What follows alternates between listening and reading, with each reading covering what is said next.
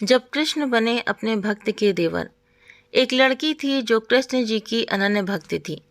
बचपन से ही कृष्ण भगवान का भजन करती थी, भक्ति करती थी। भक्ति करते करते बड़ी हो गई। भगवान की कृपा से उसका विवाह भी श्री धाम वृंदावन में किसी अच्छे घर में हो गया। विवाह होकर पहली बार वृंदावन गई, पर नई दुल्हन होने से कहीं जा ना सकी और मायके चली गई। और वो दिन भी आया जब उसका पति उसे लेने उसके मायके आया। अपने पति के साथ फिर वृंदावन पहुंच गई। पहुंचते पहुंचते उसे शाम हो गई। पति वृंदावन में यमुना किनारे रुककर कहने लगा, देखो शाम का समय है, मैं यमुना जी में स्नान करके अभी आता हूँ। तुम इस पेड़ के नीचे बैठ जाओ और सामान की देख रेख करना, मैं थोड़े ही समय में आ जाऊँगा। यहीं सामने ही हूँ, कुछ लोगे तो मुझे आवाज़ दे देना। इतना कहकर पति चला गया और वो लड़की बैठ गई।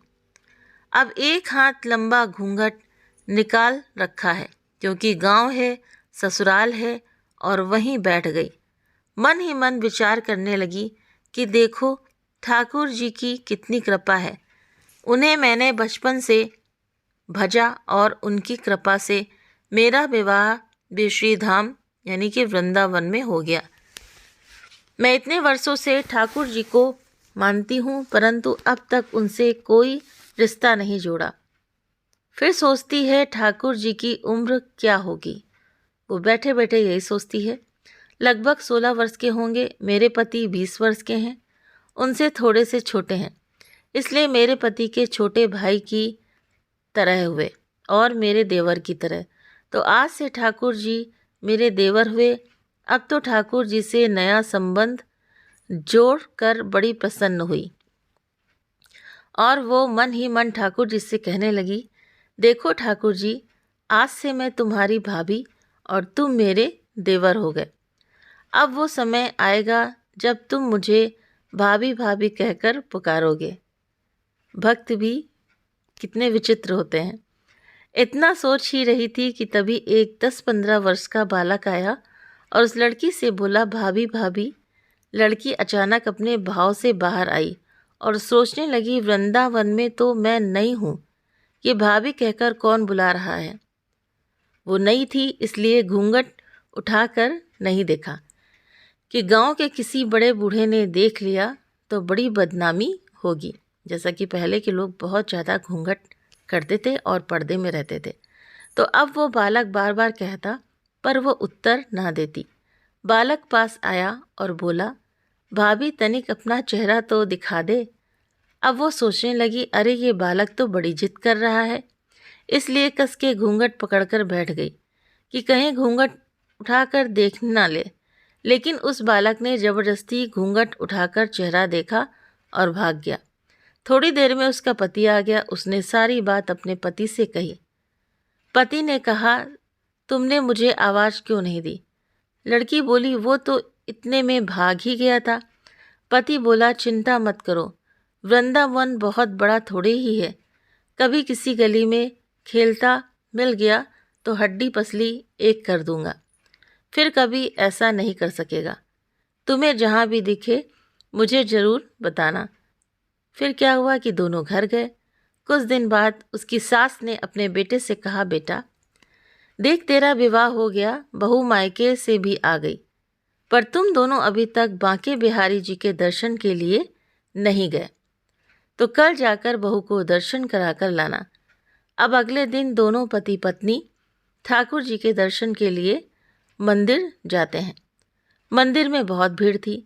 लड़का कहने लगा, देखो तुम स्त्रियों के साथ आगे जाकर दर्शन करो, मैं भी आता हूँ। अब वो आगे गई, पर घूंघट नहीं उठाती। उसे डर लगता, कोई बड़ा बूढ़ा देखेगा तो क्या कहेगा। नई बहू घूंघट के बिना घूम रही है। बहुत देर हो गई। पीछे से पति ने आकर कहा, अरे बावरी, बिहारी जी सामने हैं, घूंघट काहे नाय खोले। घूंघट नाय खोलेगी तो दर्शन कैसे करेगी। अब उसने अपना घूंघट उठाया और जो बांके बिहारी जी की ओर देखा तो बांके बिहारी जी की जगह वही बालक मुस्कुराता हुआ दिखा, तो एकदम से चिल्लाने लगी, सुनिए, जल्दी आओ, जल्दी आओ। पति पीछे से भागा भागा आया, बोला, क्या हुआ? लड़की बोली, उस दिन जो मुझे भाभी भाभी कहकर भागा था, वो बालक मिल गया। पति ने कहा, कहाँ है? अभी उसे देखता हूँ। तो ठाकुर जी की ओर इशारा करके बोली, ये रहा, आपके सामने ही तो है। उसके पति ने जो देखा तो अवाक रह गया और बोला, तुम धन्य हो, वास्तव में तुम्हारे हृदय में सच्चा भाव ठाकुर जी के प्रति है।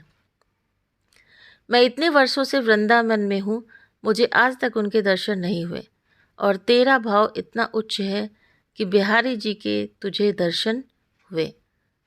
तो ये कहानी आप सभी को कैसी लगी, तो मुझे आप कमेंट करके ज़रूर से ज़रूर बताइएगा कि देखिए, भगवान अपने भक्तों के लिए क्या क्या बन जाते हैं। भगवान उन्हें, भक्त अगर भगवान को कहते नहीं कि किसी भी रूप में देखना चाहें, अगर आपका भाव प्रबल है, आपके अंदर सच्ची भक्ति है, सच्ची लगन है, तो आप जिस रूप में चाहें उस रूप में भगवान आपके सामने ज़रूर से ज़रूर आएंगे। तो कहानी अगर अच्छी लगी हो तो कहानी को लाइक करें, वीडियो को ज़रूर से ज़रूर लाइक करें, चैनल को सब्सक्राइब करें। आप सभी कमेंट करके भी ज़रूर से ज़रूर बताएं कि आपको ये कहानी कैसी लगी। आप सभी अपना कीमती वक्त देते हैं वीडियो देखने के लिए। आप सभी के सहयोग के लिए बहुत बहुत धन्यवाद।